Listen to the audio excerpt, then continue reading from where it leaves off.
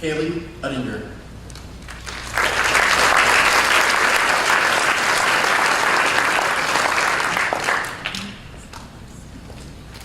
For most of my life, I have struggled with two evils called procrastination and bad study habits.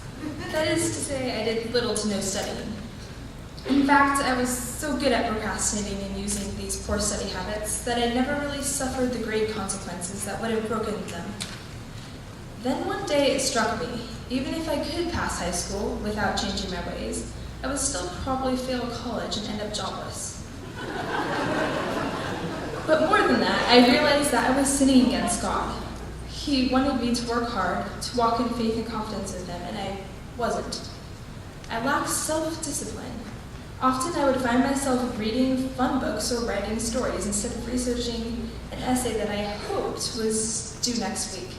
I wasn't really sure when it was due because I did not write it at the due date in my planner. I realized I needed to reform.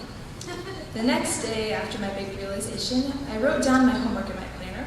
I studied for all my tests. I did not wait to complete all my worksheets in the 5 minutes before class.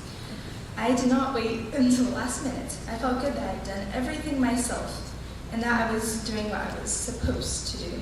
Success. This reform lasted for only a week. Later, I tried to reform again with the same results. My life was beginning to feel like the cycle in Judges. In the book of Judges, the people of God fell into sin and then are captured by their enemies. They confess their sin and cry out to God, who delivers them.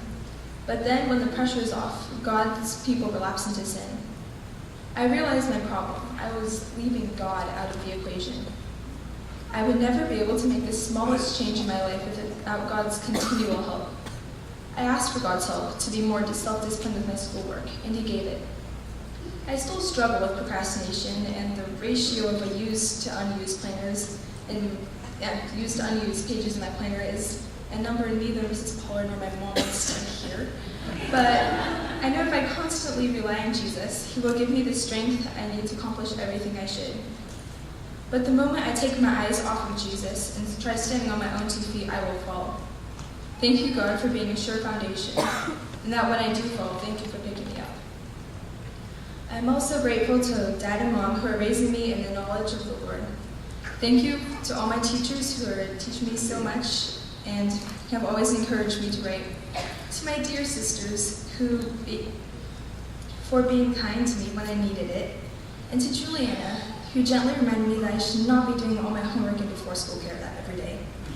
Thank you so much.